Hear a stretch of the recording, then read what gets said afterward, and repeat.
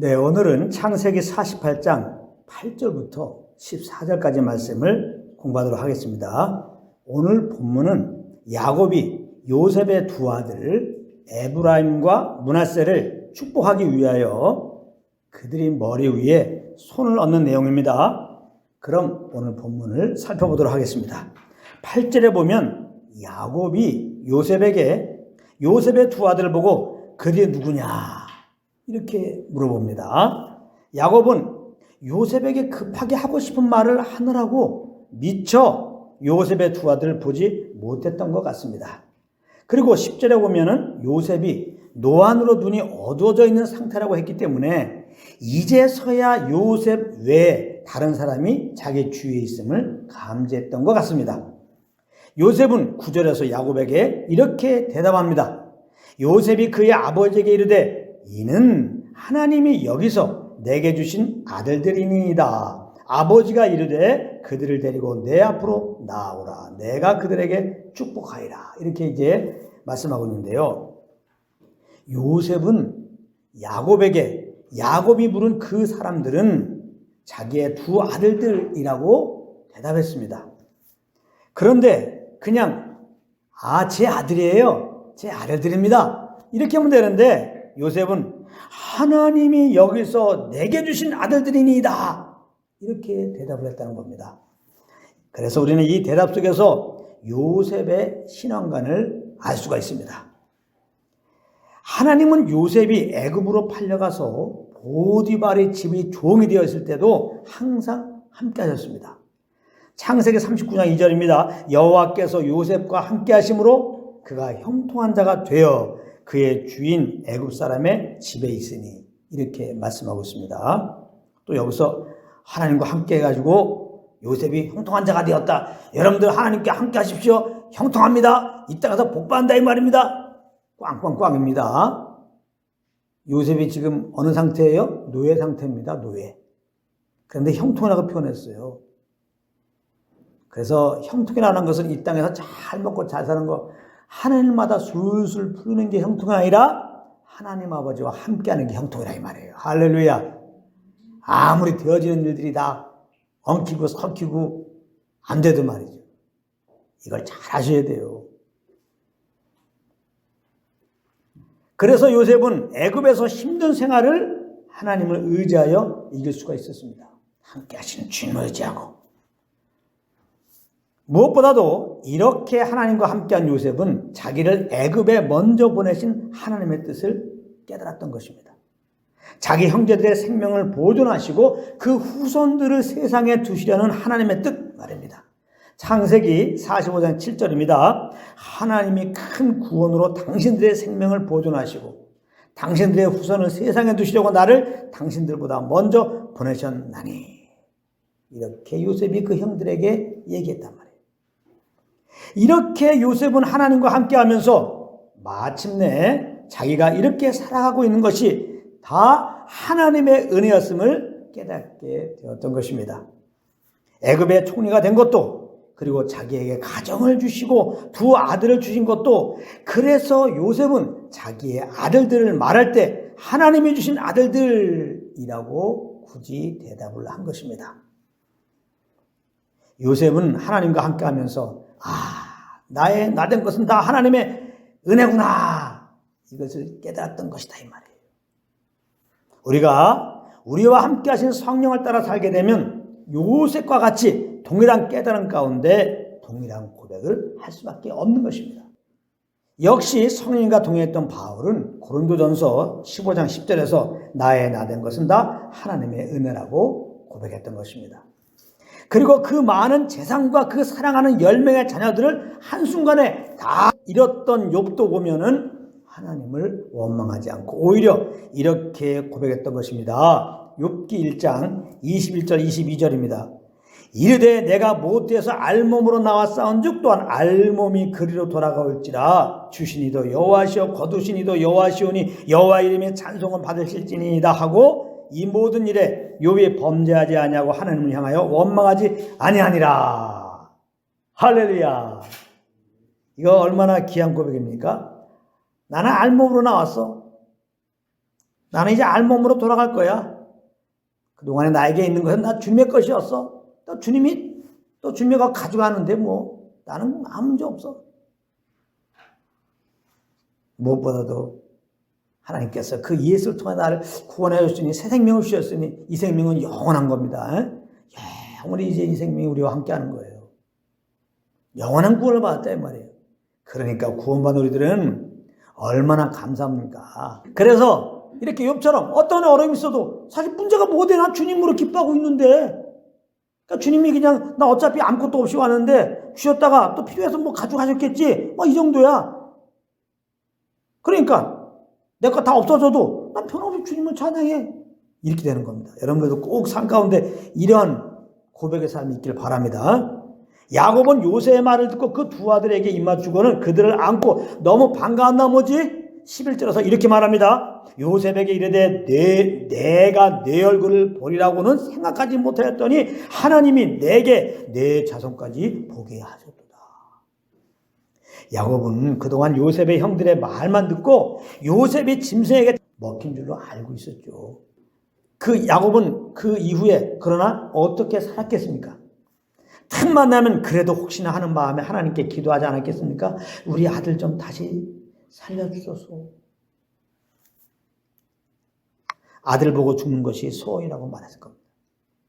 그러면서 주위에 뛰어노는 아이들을 보면 우리 요셉이 결혼해서 아이를 낳았으면 저만 했을 텐데 라고 하는 상상을 해보았지 않았겠습니까? 그런데 야곱은 어느 날 살아서 애굽의 총리가 된 요셉을 만났던 것입니다. 그리고 오늘 그의 두 아들을 보니 이렇게 자기 손주들을 안고 하나님께 감사한 것입니다. 자, 이 장면에 꼭 맞는 말씀이 에베소서 3장 20절, 21절 말씀입니다. 굉장히 중요한 말씀인데요. 제가 한번 또박또박 읽어보겠습니다. 우리 가운데 역사하시는 능력대로 우리가 구하거나 생각하는 모든 것에 더 넘치도록 능히 하신 이에게 교회 안에서와 그리스도 예수 안에서 영광이 되도록 영원 무궁하기를 원하노라. 아멘. 이렇게 되어 있어요.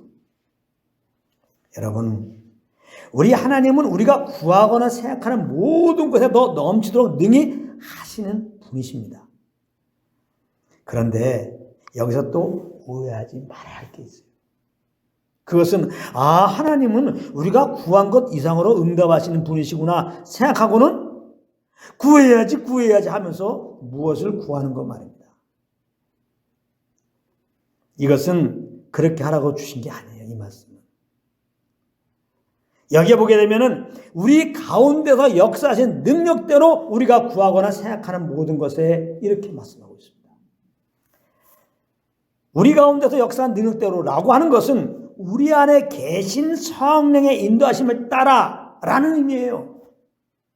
그래서 이 말씀은 성령께서 인도하신 대로 구한 것, 그렇게 생각하는 것에 넘치도록 능히 하신다는 그런 의미인 것입니다. 그러니까 이 말씀은 곧 무슨 의미입니까? 하나님의 뜻은 우리가 구하고 생각하는 모든 것보다 더 넘치게 반드시 이루어진다는 것입니다. 요셉이 살아서 그의 후손들을 두는 것은 하나님의 뜻이었습니다. 그렇기 때문에 요셉이 죽은 줄 알았던 야곱의 입장에서는 요셉과 그의 후손들을 본 것은 하나님의 뜻대로 구하는 것이나 생각하는 모든 것에 하나님께서 더 넘치도록 하신 것입니다. 여러분, 하나님의 뜻, 하나님의 약속은 반드시 이루어집니다. 예수는 반드시 다시 오신다고 약속하셨습니다. 그러므로 우리는 반드시 그날을 맞이하게 될 것입니다. 그리고 믿는 우리에게 하나님은 영화로운 몸으로의 부활과 하나님과 영원히 함께 사는 천국을 약속하였습니다. 그러므로 반드시 우리는 부활할 것이고 천국에서 하나님과 영원히 함께 살게 될 것입니다. 그것도 우리가 구하고 생각하는 모든 것에 더 넘치도록 말입니다. 우리가 생각하는 것보다 천국은 더 좋다 이 말이에요. 그래야 천국이 어떨까 상상을 아주 많이 해보셔야 해요. 그러므로 항상 성령을 따라 주님의 뜻이 이 땅에 이루어지기를 구하고 주님이 주신 약속 이루어질 상상을 하며 사시는 한 분 한 분 되시기를 바랍니다. 13절에 보면 요셉은 야곱에게 두 아들을 세울 때, 여기서부터 또 여러분들 잘 들어보십시오. 왜 이런 일들이 벌어질까 하는데 궁금했을 거예요. 차남이 되는 에브라임을 야곱의 왼손 앞에 있게 하고 장남이 되는 므낫세는 야곱의 오른손 앞에 있도록 했습니다. 그래서 야곱이 오른손으로는 장남인 므낫세를 축복하고 왼손으로는 에브라임을 축복하도록 말입니다. 히브리인들은 오른손으로 축복을 받는 것은 하나님의 권능과 축복이 임한다고 생각하고 있었습니다. 그래서 그들은 장자에게 그 오른손으로 축복을 받게 했는데요. 그러므로 요셉은 당연히 장자인 므낫세가 야곱의 오른손으로 축복을 받기 원해서 그렇게 자리를 배치했던 것입니다.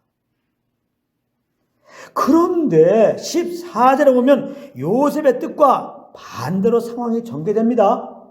제가 읽어보겠습니다. 이스라엘이 야곱을 말합니다. 이스라엘이 오른손을 펴서 차남 에브라임이 머리에 얹고 왼손을 펴서 므낫세의 머리에 얹으니 므낫세는 장자라도 팔을 엇바꾸어 얹었더라. 이렇게 해야 되는데 이렇게 했다는 거예요.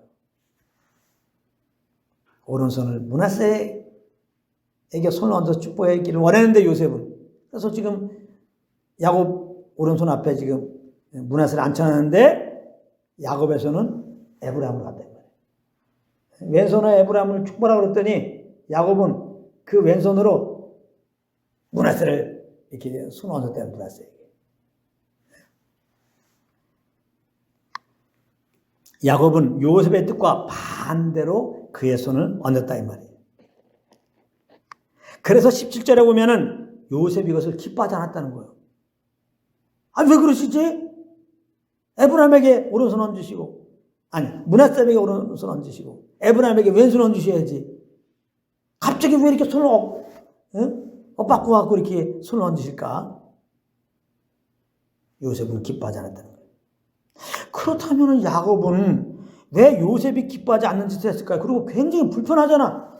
그렇죠? 이렇게 그냥 손을 얹으면 되는데 이게 얼마나 불편해. 왜 야곱은 불편하게 실이 그 사랑하는 요셉이 기뻐하지도 않는 이렇게 손을 엇바꿔 갖고 손을 얹어서 축복하려고 했을까요? 궁금하잖아요.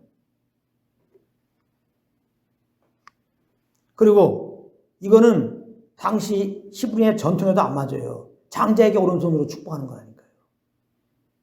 전통을 좀 깨는 짓입니다. 왜 전통을 깨고 이런 일을 했을까요? 분명히 야곱은 이렇게 하는데 어떤 의도가 있는 겁니다. 그렇지 않고 이렇게 할 수가 없는 거예요. 그러면 그 의도가 무엇일까요? 짜자잔. 그것은 하나님의 축복은 인간의 어떤 조건이나 자격을 따라서 주어지는 것이 아니라 하나님의 일방적인 은혜로 주어지는 것을 알려주고 싶어서 그런 것입니다. 요셉이 야곱의 오른손으로 므낫세가 축복받게 하라는 것은 오직 한 가지 이유 때문이었어요. 오직 한 가지 이유. 장남이라는 자격이 있어서 그런 거예요. 장남이니까.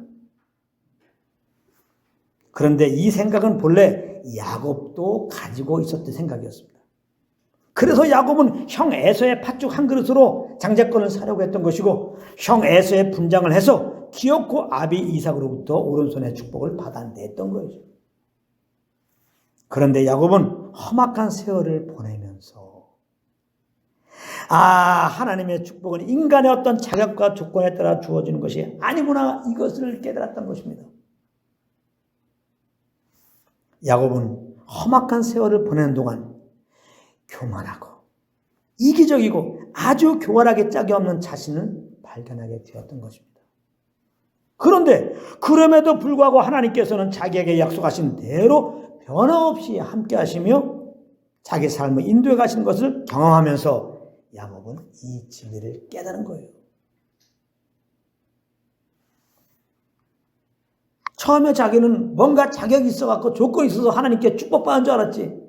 그러나 지질이 못 사는 나를 발견할 때마다 이렇게 지질이 못 사는데 저주를 받아 마땅한데 나를 떠나시고 나와 상관없이 나의 삶을 간섭하지 않으신 게 정상인데 하나님은 변함없이 함께하죠. 변함없이 나와 함께하죠. 변함없이 나를 도우시고 변함없이 나를 인도하시고 이런 거를 계속 험악한 세월 속에서 경험하면서 하나님의 축복은 우리 어떤 조건, 자격으로 말미암아 임하는 게 아니구나.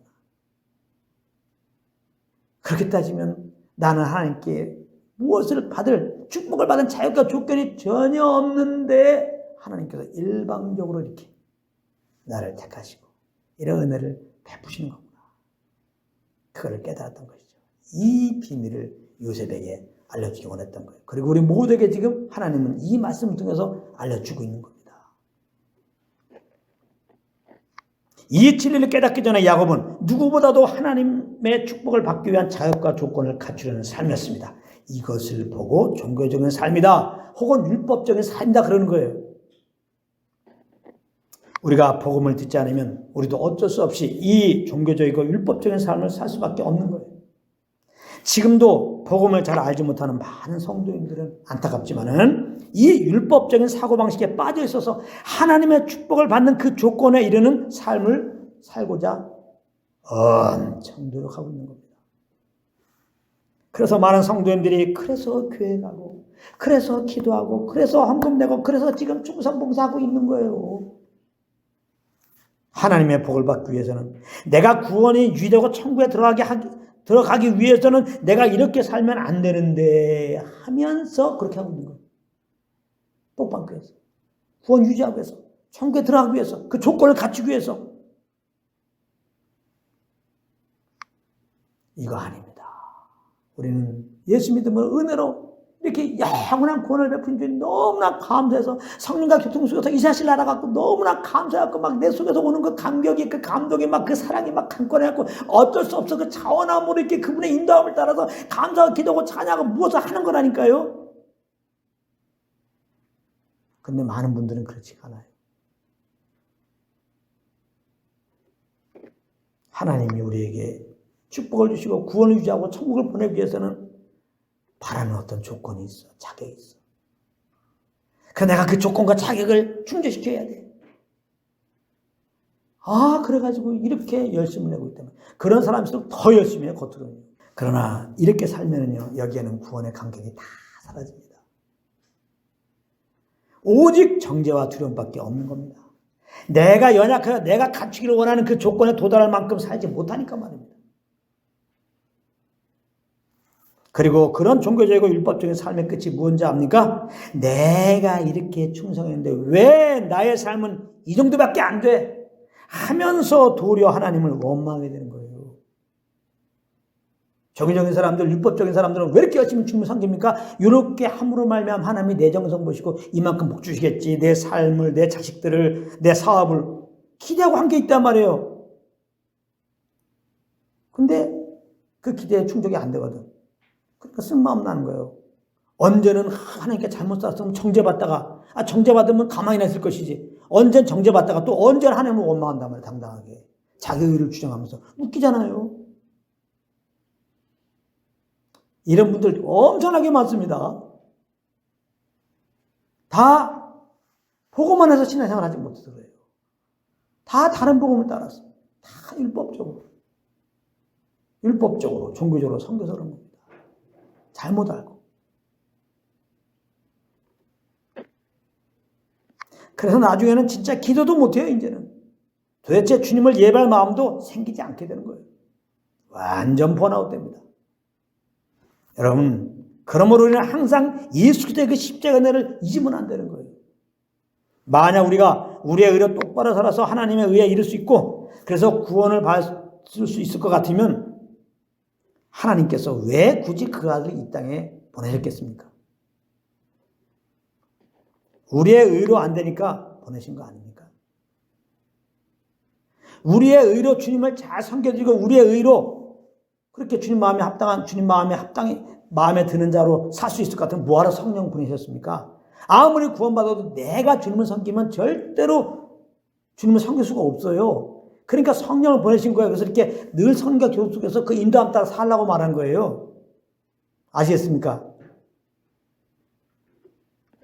로마서 8장 8절에 보면 육신에 있는 자들은 하나님을 기쁘시게 할 수 없다. 이렇게 분명히 말씀했어요. 그러니까 여러분들이 괜히 부담 갖고 여러분들의 힘으로 그냥 주님의 구원의 은혜 감사 기쁨이 아니라 성령이 주는 감동 아니라 그냥 여러분들이 스스로가 어떤 목록을 만들어 놓고 이렇게 하니까 주님 잘생기는 거 해가지고 그거 지키는 식으로 여러분들이 그냥 진짜 온 정성 다 해가지고 밥도 굶으면서 입 부러뜨면서 아침부터 교회 나가고 충성부사 해가지고 저녁 늦게까지 가능하더라도 지금 내가 피곤해 죽겠는데 그래도 그거 일어나고 새벽기도 가고 말이지 그러한 쓸데없는 종교 행사하지 말라 이 말이에요. 제발 이 종교에서 벗어나십시오. 자양이 하나도 없는 겁니다. 아주 멍해매는 거라고 했어요. 종교의정의 삶은. 우리가 소가 아니어서 그렇지 소라고 생각해봐요. 그 멍해맨 소. 그 무거운 거 멍해매고 얼마나 힘들어요. 그래서 늘 말하지만 주님 섬기는 것이 힘들다고 하는 분들은 지금 내가 무엇을 근거로 주님 섬기는지 알아야 된다는 거예요. 내가 정말 예수 그리스도의 십자가 은혜가 감사해서 지금 내가 하고 있느냐. 그거 안 해서 지금 힘든 거예요.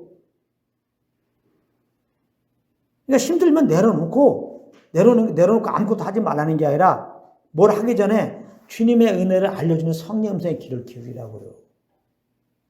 그 정도는 투자를 해야지.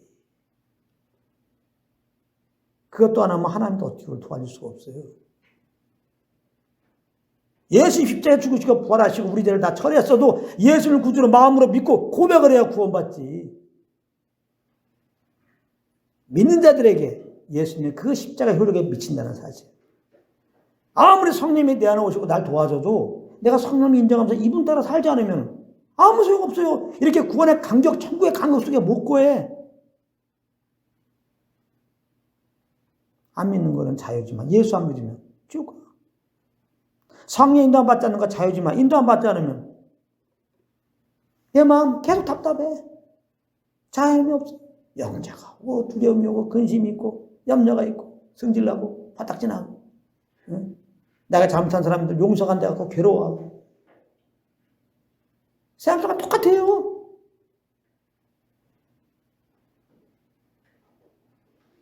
이렇게 살으라고 하나님께서 우리를 구원하셨을 뿐만 아니라 성령 보내신 게 아닌데 이 정도의 삶을 살라고 하나님 보내신 게 아니에요. 에덴의 삶 장차갈 천국에서 경험되는 그 경험 속에서 살라고 지금 보내신 거예요. 우리를 구원하신 거라고 성령 보내주시고.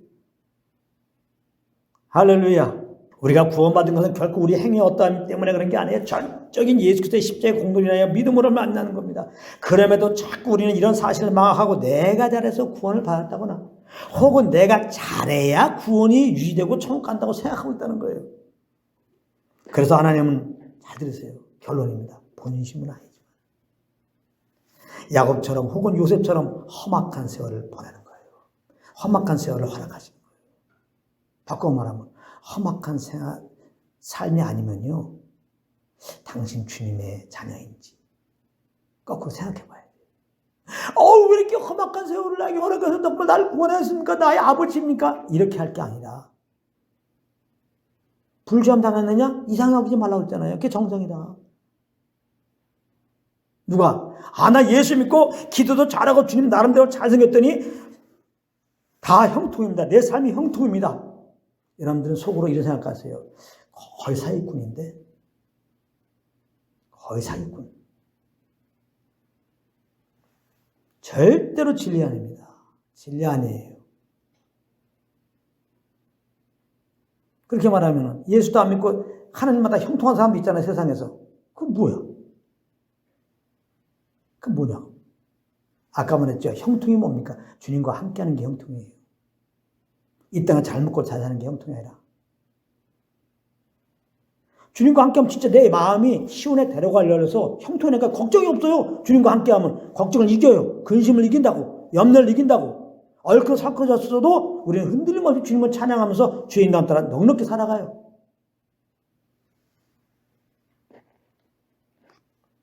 하나님은 그래서 본심은 아니지만 주님의 자녀이기 때문에 사랑하는 주님의 자녀이기 때문에 삶의 유경을 허락하세요. 여러 일들로 내 허물을 드러내시고 내가 하나님마다 꼬이게 하시는 거예요. 우리의 어떤 조건과 자격이 아니라 하나님이 일방적으로 주시는 그 십자가 은혜를 더 알게 하기 위해서. 할렐루야. 그래서 이제는 아무것도 염려하지 말고 이렇게 은혜로 나를 인도하시는 그 주님께 감사함으로 그저 성령을 따라 무엇을 하도록 말이죠. 그러므로 험악한 세월 속에서도 도리어 그때의 그 십자가 은혜를 더 깊이 알아서 마음에 감사함으로 오직 우리 주 예수 그리스도만 높이며 자랑하며 사신 여러분들 되시기를 우리 주 예수 그리스도의 이름으로 축원합니다.